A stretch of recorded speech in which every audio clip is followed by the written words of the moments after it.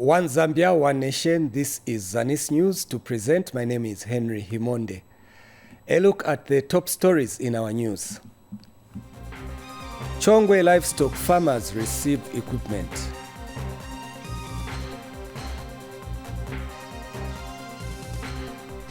Small-scale gemstone miners exploited. And now the news in detail. The Ministry of Fisheries and Livestock has handed over livestock equipment to 3 farmer groups in Chongwe district through the enhanced smallholder livestock investment program. The equipment was handed over to beneficiaries during the livestock Passover ceremony. Sheila Makosa witnessed the event and now reports. Ministry of Fisheries and Livestock, through the Enhanced Smallholder Livestock Investment Program (ESLIP), is making strides to transform lives of vulnerable people and enhance smallholder livestock systems in various communities across the country. In Chongwe district, a number of clubs and cooperatives have benefited from the program since its inception in the area. During a pass-on ceremony of livestock, chicken rearing equipment were handed over to some smallholder farmers in Mutwale village under the program. Chongwe District Commissioner Dr. Evans Lupia encouraged the farmers to maintain continuous productivity within their cooperative groups. The livestock development activities are aimed at improving the production and productivity of various livestock, including poultry in the district, through training and provision of extension messages with practical solutions, including empowering livestock farmers with necessary equipment to boost their production. Even when waza kupasani vino mikusamara bwino ai. Chifuka vamene hivi ngatisenza bwino biza kutandizani monse. Sima cooperative ikonza kukura ukana business ikuru maningi. Yakuti cooperative yamba na kungenesa na nchito bantu. The beneficiaries thanked government for promoting socio-economic growth among smallholder farmers through ESLIP. We are so thankful to the government for the development which they have brought to Mutwale village. This is the incubator which will be beneficial to the community around, and it will help us for the income generating for both the cooperative and the households in the community. We have promised and we are promising that we will take care of this project and look forward for more developments. And the District Livestock and Fisheries Officer Dr. Francis Mwanza assured the farmers that government will ensure more cooperatives benefit from the program. Project ya ESLIP ilupitiliza kubwelesa equipment yai so that izi nkuku zisapelelesha be pali magulu yameyanalandira aini. Izi nkuku zimaleinga ma eggs. So tifuna ya jama eggs yakamboleinga na tuvana tukambobara tikazitandiza vanzatu maneba batu aini. Tifukandise bambili. Sheila Makosa, Zanis, Chongwe District. In Central Province, Mukushi District Council has paid out money for bursaries worth over 270,000 kwacha to various learning institutions through the Constituency Development Fund. District Council Secretary Emmanuel Lukupa says this is being done to ensure that vulnerable learners have equal access to education. Kelvin Tembo gives us more in the following report. Schools are among beneficiaries of the Constituency Development Fund through payments of bursaries for vulnerable learners. Central Province Permanent Secretary Myuna Manakampwe handed over bursary payments to Mukushi Boarding Secondary School. I'm aware that by and large there has been songs sung that the CDF guidelines that are to do with bursaries are but a dream. We are here at Mukushi Boarding Secondary School, if you like. This is actualized, not only at Mukushi, Fiwira Boarding School, Chalata Boarding School, Musakanya Boarding School, Miroso Boarding School. These are schools that are receiving these monies. Mukushi District Council has so far paid over 270,000 for school bursaries. the schools. We have a number of schools that are being supported. We have the high school, Mukushi High School, where we've paid 88,000. There's also Chalata, where we've paid about 60,000. There's also Fistula, where we've paid about 58,000. And there's Nkumbi. In total, we are paying about 277,000. That is the support that the government has provided to the learners, that is both in colleges as well as in schools. And the beneficiaries are grateful to government. We want to say we are so grateful that finally the money has been transferred into the account. It will go, a very long way in alleviating some of the problems that we are facing as a school. And we want to assure you that this money will be put to good use to feed our learners. I really appreciate for giving us the opportunity to be in school and for releasing this fund so that we can support us vulnerable children. We really appreciate. Kelvin Tembo for Zanis in Mkushi District, Central Province. We now take you to Luapula Province, where the Fistula Foundation has released 1.8 million kwacha towards the construction of an obstetric fistula ward at Mansa General Hospital in Luapula Province. Kennedy Chomba now reports. Cases of obstetric fistula have continued to be recorded. To address this challenge, the Fistula Foundation has been working in communities through identifying patients and ferrying them to Mansa General Hospital for repairing. With limited wards at Mansa General Hospital, the Fistula Foundation has set on a project to construct a 25-bed capacity fistula ward at the hospital to service fistula patients from the northern region. The government hopes to reduce the incidence of obstetric fistula through improved access to health care for all its citizens. This can be achieved, among other things, through the construction of health care facilities and the employment of qualified health care workers to enable all our mothers deliver in a safe and clean environment. I stand here on behalf of the Fistula Foundation to hand over the site to the contractor for the construction of a 1.8 million kwacha 25-bed capacity ward, specifically for the fistula patients. Minister of Health in Luapula Province is happy with the gesture by the Fistula Foundation. This is not the first time Fistula Foundation has come through. We know that, as we've heard from the speech, or rather speeches, Fistula Foundation has been assisting in providing surgical services to our patients, which is a very noble gesture. Kenneth Chomba, reporting for Zanis News in Mansa District. Now, First Lady of Italy, Laura Mattarella, has commended her counterpart, Mutinta Hichilema, for coming up with a stay-in-school initiative program which aims at keeping girls in school. The Italian First Lady is hopeful that the initiative will help empower women and youth with skills of how to make reusable sanitary towels, thereby making them self-reliant. Jensi Malumba has the rest of the story.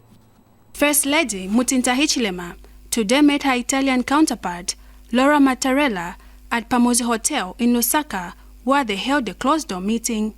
The two First Ladies later visited the Stay-in-School Initiative project situated in Lusaka's Woodlands area. This project, which was initiated by Mrs. Hichilema early this year, trains women and youths to make reusable sanitary pads which are distributed in schools. Because after the government introduced the free education from grade 1 up to grade 12, and even tertiary schools, colleges and universities, we saw that there were some hiccups in terms of girls to stay in schools when it was that time of the month. They would miss out in class May for 5 days, which was a drawback to the girls. So we came up with this initiative so that we can keep the girls in schools, they don't miss out, and came up with this initiative of doing the reusable sanitary towels. Ella Hamudulu is the Stay-in-School Initiative Project Assistant Manager and explains that about 185 women have so far been trained from across the country. The vulnerable women And the youths, those are the ones that are being trained. They're being trained to train others. So we even have trainer of trainers, and what it is when the initiative is in the province, those people that are trained in that province remain now and start training others there. Through this project, vulnerable women are also being trained on how to make reusable sanitary pads. Jane Chalwemba, who is physically challenged, has called on others to come on board and learn how to make these pads. Our fellow disabled women on the street with disabilities, so that they should also come and learn how to make these reusable pads. And it's going to encourage people living with disability to get empowered, because when they are empowered, they will stop going into the streets. This project has impressed the Italian First Lady, as it will indeed contribute to more girls attending school. Jane Simalumba, Zanis, Lusaka. In Southern Province, the early procurement of farming inputs by government has elated farmers in Choma district. The farmers are optimistic that this will result in early distribution of inputs for the 2022-2023 farming season. Here now is the rest of the story. Farmers in Choma district have expressed happiness on the pronouncement by the New Dawn government to start the process of procuring of the 2022-2023 farming inputs early. I would like to thank the government of the day for actually preparing the early input program for this farming season. As farmers, we are very happy because it is going to give us time to prepare.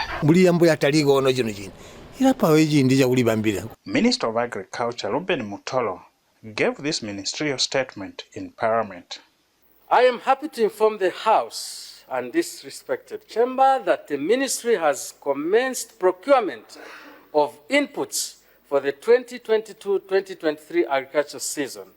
The ministry will continue updating the public on the progress of the procurement process and when farmers will begin making deposits towards FISIP. However, farmers have an appeal to government. Just a mere pronouncement, it gives me confidence as a farmer that the government that was elected by the people is working. My appeal is that the processes move very quickly. More than 1 million farmers across the country will be supplied with farming input through the direct input supply system, and the farmers are required to pay a 400 kwacha contribution for each farmer to receive 6 bags of fertilizer and a 10 kg of maize seed. For Zanis News, Costa Kimdenda reporting in Choma District, Southern Province. From Southern Province, we go to the Copper Belt Province, where Virtue Gem, a gemstone mining company in Ndola District, has raised concern over traditional gemstone dealers who are duping small-scale miners and buying the precious stone at a cheap price. Company co-founder Monica Gichuhi says there is need to stop the vice if the mining of gemstone is to gain its place that it deserves on the international market. More in the following report. Lack of machinery to add value to gemstones has caused small-scale miners to be selling the precious stones in their rough form at a cheap price. To maximize on the gemstone business, Virtue Gem, an organization formed by 3 women, have partnered with artisanal gemstone mining communities in Malawi, Kenya and Zambia to expand on the market through technology and good practices. So we want to promote trade. That's the purpose for the Virtue Gem trading platform. We want to promote trade so that we have an empowered miner. And when somebody wears that gemstone, the miner is happy, the wearer is happy, and anybody who touched that stone and who came across that stone has pride. Virtue Gem has also partnered with Gemstone Processing and Lapidary Training Center in Ndola. We have seen that there's been an increase in our employment, and we are training more young people, as you will see as we take the tour. And I think with collaborations like this, with partnerships like this, I want to suppose that we're going to do even better in terms of the work. This innovative business model has opened markets directly from mining communities to jewelers internationally. We're going to trade gemstones in a different manner, and this time we're going to convince you to buy a gemstone that you will not see. But we'll do that through trust networks. More innovations are needed in the processing of gemstones to add value and grow the gemstone industry. Clara Kawembe reporting for Zanis in Ndola.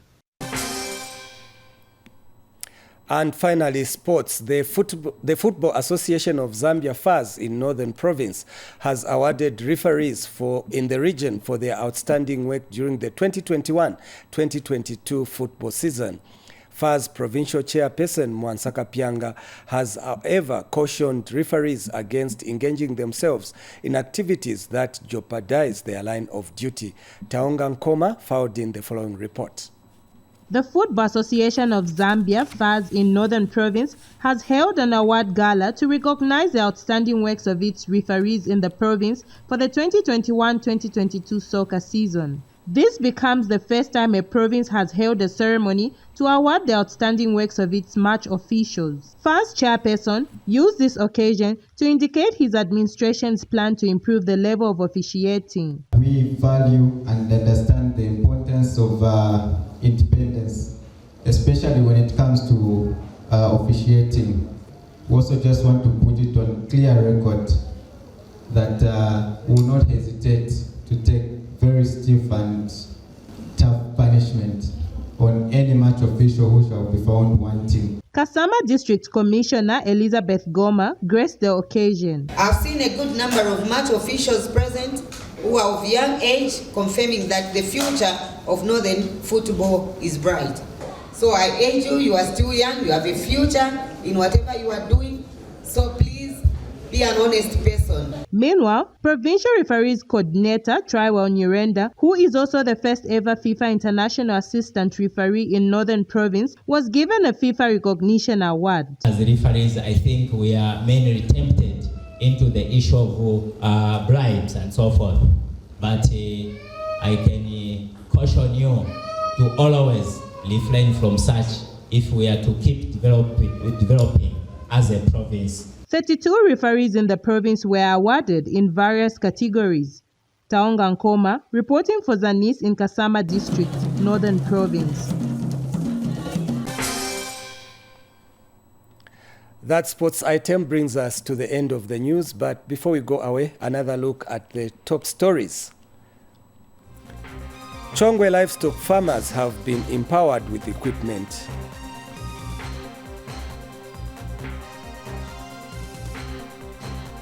And small-scale gemstone miners have complained about being exploited. That's all we had for you on Zanis News. Until next time, it's goodbye for now. But remember, we are one Zambia, one nation.